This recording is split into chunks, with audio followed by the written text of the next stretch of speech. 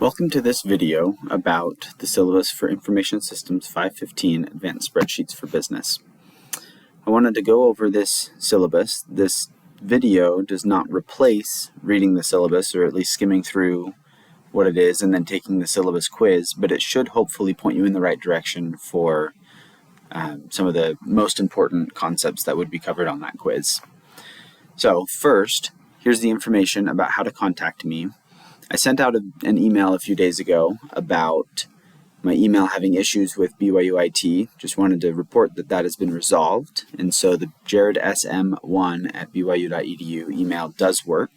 So please use that going forward instead of the Gmail account. BYU is asking that everyone switch over to a BYU domain email for email communication. So we'll go with that. And then it also says Slack is best. Really, either one works, but it's nice to keep everything kind of in one place. So if you're reaching out to TAs, asking questions about homework, and then you need to reach out to me, just feel free to send me a private message on Slack, and then I'll get back to you at the earliest chance I have. Office hours, I have by appointment and TBD. That means that toward the beginning of the semester, I'm going to get a feel for when works most, when the best time is for the most people, and then we'll schedule some of those office hours in. And it might be something where everyone has a different schedule and wants different times, so I'll just keep it by appointment for the whole semester and then just coordinate with people as a case-by-case basis. I do work full-time for a local company called Squire, and then I teach this course as an adjunct professor, so I'm not a full-time professor, I just do it part-time. And so with that, I do have another job. So some of the times that work best for some people might not work for me, but we'll kind of work around that. I did talk with my supervisor there, and they are okay with me making arrangements as needed. So just reach out, let me know when works, and we'll coordinate something that works for both of us. The course website, Learning Suite. We don't use Canvas, we use Learning Suite in this class. And then the TA lab is online through Slack, so there's not a physical location for that. Course description, I'm not going to read it all to you, but we will cover a lot of content and features about Excel that should hopefully refine your tool set as you go into the workforce and prepare to impress your supervisors and impress clients if you're client-facing, just with your knowledge of Excel and how much spreadsheets can help people do the things that they're trying to do, whether that's automating them, whether it's just using them as a data tracking tool or querying. There's so many things that Excel can do that a lot of people don't realize. And so being able to set yourself apart from competition is a nice thing to be able to do with anything, but especially with spreadsheets. We've found that there are a lot of features that people don't know about, and if we can show them those things and help them know both how to do it and how to do it with shortcuts, they become a lot more marketable in the workforce. So here's the list of things that we will cover in this course. Feel free to look through those more in detail. There's also a list of those in the table of contents for what this course is covering within the My Educator book, and we'll go there in just a little bit. Learning outcomes, we want you to be able to basically learn everything that we're hoping in this class. So take a read through this, make sure you understand it. Prerequisites, we say IS 201 or similar. If you've taken IS 201, you should be just fine. If you haven't, just reach out to me, let me know, and kind of give me a little bit of information about what you know about Excel so far, and we'll see if this is going to be a good fit for this semester or if we need to delay it for a future semester and do a little bit more prep work beforehand. The textbook required. Tom Messervy is the department chair now in information systems, and he created this book. It's online. It's great. It has pre-recorded videos of everything that we're going to be covering in this class, as well as some kind of work-along videos that you're working through a spreadsheet that you download and then working in tandem with what he's doing, kind of following along with how he's doing those things in the spreadsheet, so you make sure you don't just blast through and watch what's being done, but you understand it and you're doing it and you've got the hands-on experience so you can fully understand it and then be prepared for the homework. So this walks you through how to do it. This link should be for this course. Just make sure that it says Winter 2024 before you purchase, but I believe, let me just do it right now and check.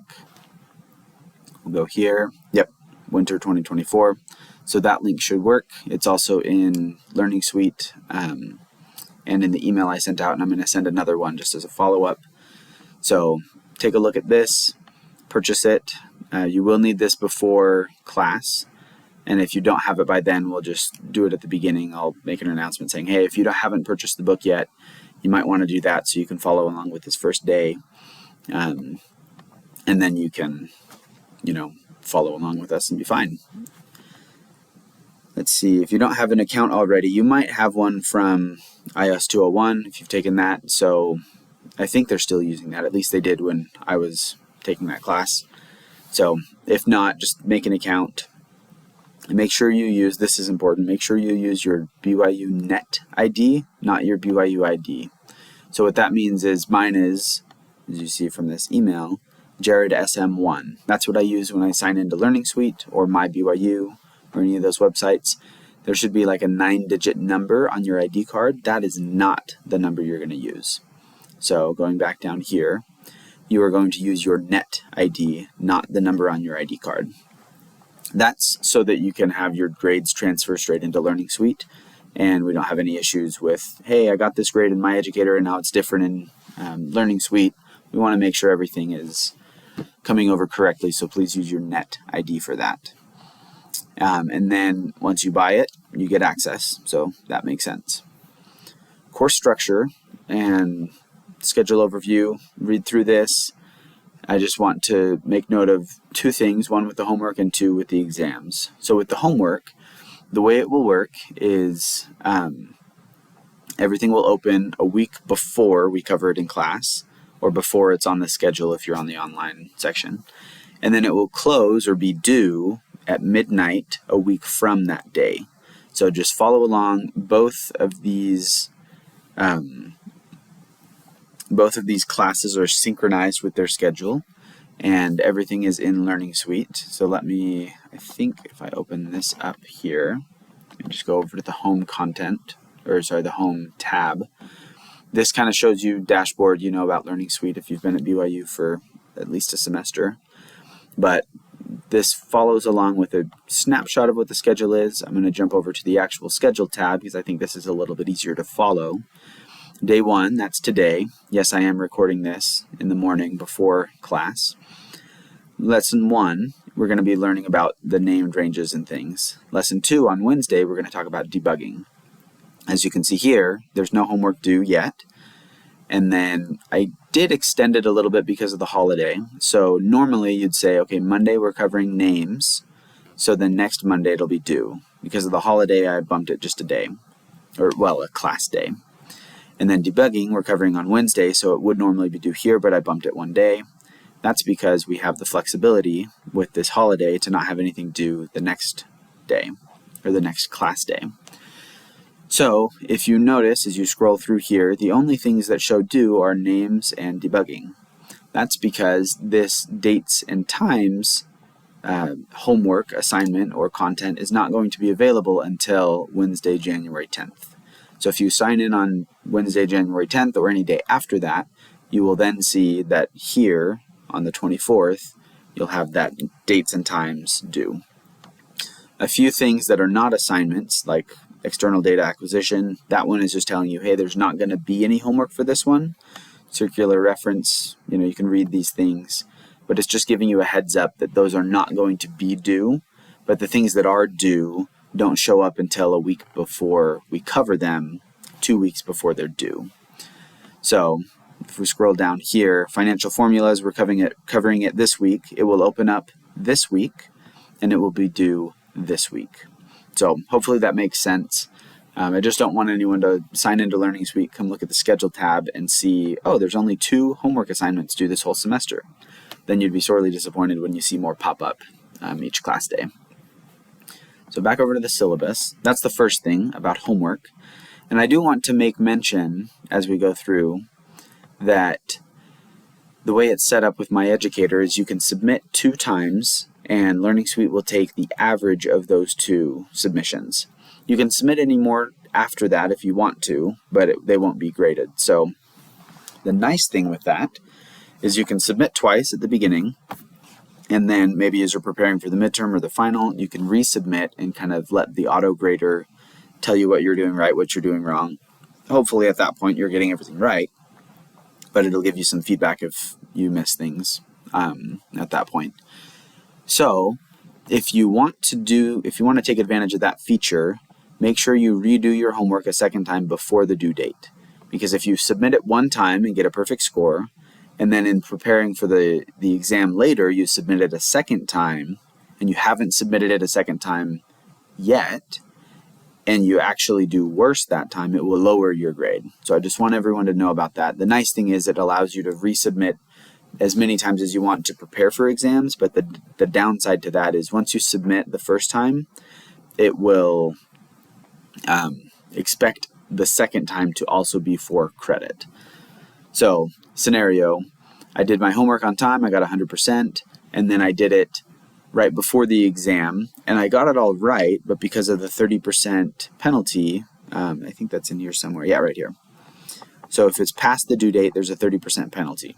That means if I got a perfect score right before it was due, or a week before it was due, whenever, and I did it before the due date and I got a perfect score, and then 3 weeks later, I submitted it again just as test prep, as studying time, I would then also get a perfect score. That would be a 70%, and so your grade on that assignment would be an 85%. So that's a little bit annoying, and I don't know if there's a way to fix that, so we'll look into that. But for now, just know that if you need to submit a second time, or if you're planning to do that, just do it right at the beginning. It's really easy to download it and do it, and if you submit it and you get a perfect score, just hit submit one more time, and then you'll get two 100% as your average. So 100 plus 100 divided by 2 is still 100.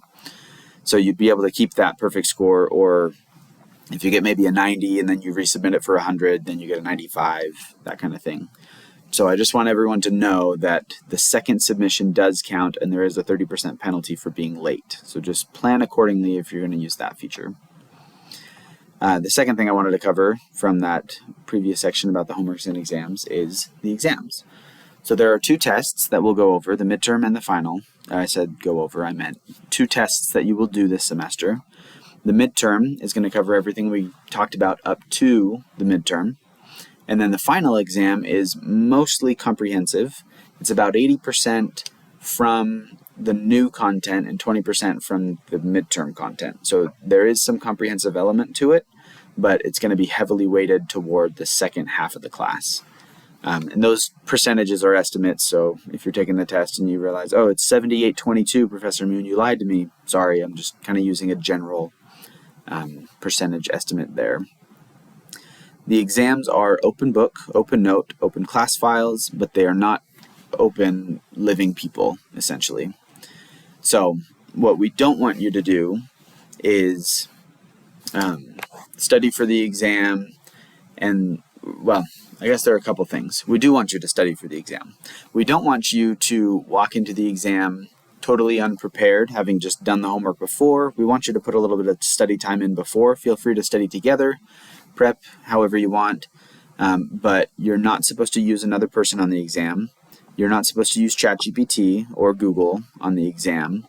So it should be basically whatever you know and have access to without, like if I dropped you in the middle of the woods and you were to take this exam, assuming that you needed internet only for submitting the exam, not for asking questions, that you'd be able to do that out there in the wild. A couple other questions we get. Let me jump back to the homework stuff. You are able to work together on homework, but make sure you're both working. You can't say, hey, I'll do the Mondays and you do the Wednesdays. You both have to be doing all the mouse clicks and the keystrokes and everything on your own, but you can work together on the homework. On the exams, you don't have that luxury. You can use your homework in anything that you've prepared, but you can't use other living people while you take it. And please note also that it is timed, but you can do it whenever during that test week. So it will open on a Saturday and close the next Saturday. So you could take it on a Tuesday night at 10 p.m. You could take it on a Wednesday morning at 3 a.m. You could take it whenever you want during that window that it's open for that week. But it is 3 hours long. And so make sure you are prepared enough for that. I don't expect you to memorize everything, but I do expect you to be prepared for that exam before you sit for it. Course project. This is just a way to apply what you've been doing. It could be for your job, it could be for an internship, or it could just be for yourself. It could be for a church calling, whatever you want to do for that project, but you're supposed to be using what you're learning in this class for that project. So I'll let you read through more information there. You need at least 3 major concepts, so don't forget that. This one I liked when I was a student in this class. I thought it was fun. So it's called Do Some Good and Have Some Fun. High level concept of it is we want you to do something good for somebody else that isn't already part of something you're doing. So if you already have maybe a ministering assignment, that's not going to count. If you already do something for a roommate or a spouse or a family member on a regular basis, then this wouldn't count. It's supposed to get you to look outside of what your normal is and do something thoughtful that helps somebody else. And then the have fun is also something you don't already do. So if you're on an intramural basketball or pickleball team, this wouldn't count. But if you decided to learn something new or go do something fun that you don't regularly do, then that would count. So if you like to hike, but you haven't done it in a while, you could go out and go on a hike, that's fine. But if you regularly do that thing, then part of your regular wouldn't count. So hopefully that makes sense. You are able to do things that you've done before. It doesn't have to be learning a new skill, but it should be something that isn't part of your regular routine. And this says drop an additional homework. That means that I forgot to mention to you that throughout the semester, we will drop your lowest homework just as a default. If you bomb 2 of them, make sure to do this assignment so you can get that second bad one dropped. And you can still do this assignment even if you get all perfects on your homeworks, that's fine. It's just a fun little thing to do some good and to have some fun. Grading policy, heavily weighted to the final and the homework. Midterm's about a quarter, and then the course project is not too big of a time commitment. It's also not too big on your grade, but it is 5%, so that could be the difference between an A and an A minus, or an A minus and a B plus. Teaching philosophy, I want you to get as much as you can out of this class. It's hands-on, so please do the things and reinforce what you're learning.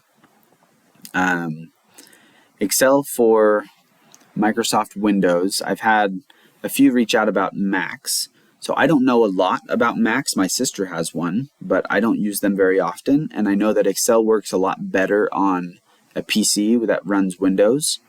I know there are ways on a Mac to download parallels or other things like that.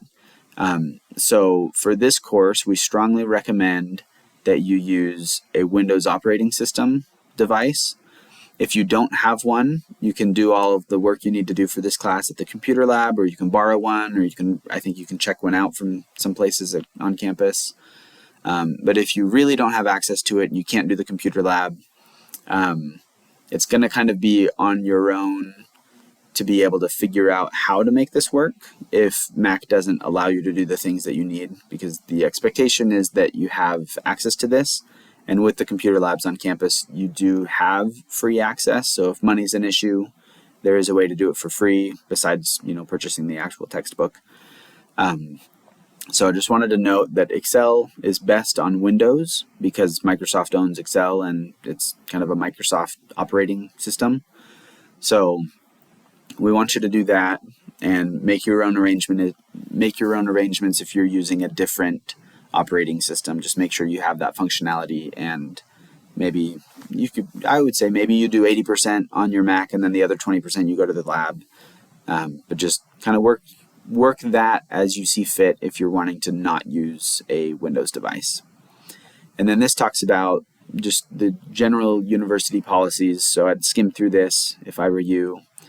The Marriott School has vision, mission, and values where we're focusing on similar things that BYU as a general school is focusing on, but this just kind of covers more in detail what those are. And then the honor code. We all signed it. We all committed to do it. So please follow it. I know there are some things that we don't want to do, but we've committed to do it. So that's the simplest way, is to just say, do it. And then it covers more information down here. One other thing I want to mention, the disabilities or the accommodations. If you have some kind of disability or some roadblock in your life that makes it hard for you to do what everyone else is doing, there is a University Accessibility Center. So if you have accommodations already, and if this is not your first semester, you probably know about this. If you don't, just know that it's there. You can reach out to them, stop in, give them your information. And I don't know, some people have different, I don't want to get into any details about people, but some people struggle with different things. And so reach out to the Accessibility Center to get any information you need and any accommodations that are necessary for you to be able to compete or perform on kind of a level playing field. So if that is you, if you have a situation like that, reach out to me. It is your responsibility to send me your accommodations letter beforehand. So make sure you reach out before anything comes due or you miss anything because of that. And we will work together to figure out something that works for you. But it is on you to make that first communication to me, because otherwise I won't know.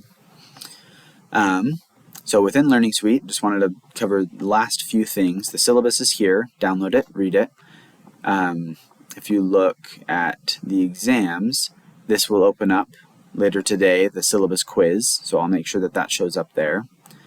And the schedule, you'll see the two columns. One is for what we're covering that week, and then this one is for the homework that actually is associated with those topics. So if I click on this names homework, it will have a link that I can click on, and it will take me to, because I've purchased this book already, it takes me to the actual homework for it.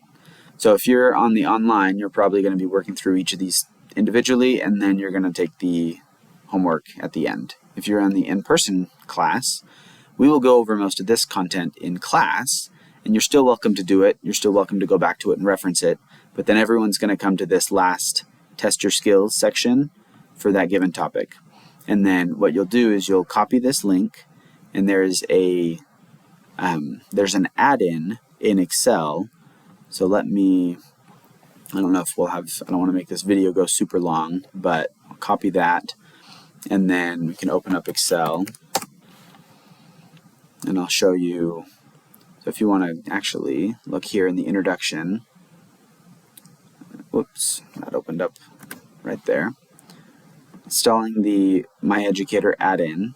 So read through this content. It's very detailed. You should be able to follow along. If you need help, reach out to a TA, send me an email, send me a DM on Slack.